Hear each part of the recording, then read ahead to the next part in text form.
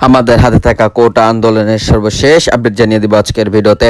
কোটা আন্দোলনের 88 এসএসসি পরীক্ষার্থীর জামিন, বিস্তারিত হচ্ছে প্রতিবেদনায়। কোটা আন্দোলনের 88 এসএসসি পরীক্ষার জামিন আদালত। ঢাকা কোটা সংস্থান আন্দোলনকে কেন্দ্র করে সংস্থায় ঢাকা সহ দেশের বিভিন্ন স্থানের হওয়া মামলায় গ্রেফতার 88 এসএসসি পরীক্ষার্থী জামিন দিয়েছেন আদালত।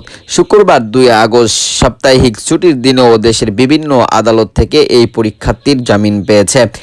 এদের মধ্যে ঢাকা বিভাগের 55 জন, চট্টগ্রাম বিভাগে 14 জন, খুলনা বিভাগে 6 জন ও রংপুর বিভাগে 3 জন রয়েছে।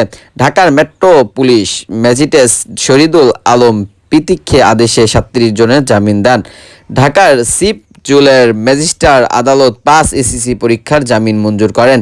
ডিপিএম পজিশন শাখার উপকামী ডিসি আনিজুর রহমান বিষয়টি নিশ্চিত করেছেন।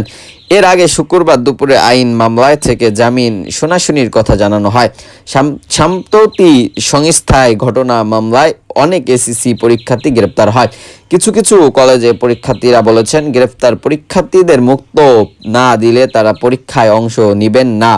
অবশ্যই সরকার নিরাপদ শিক্ষার্থী ও পরীক্ষার্থীদের হয়রানি করা হবে না বলে জানিয়েছে। আছে বাংলাদেশ সময়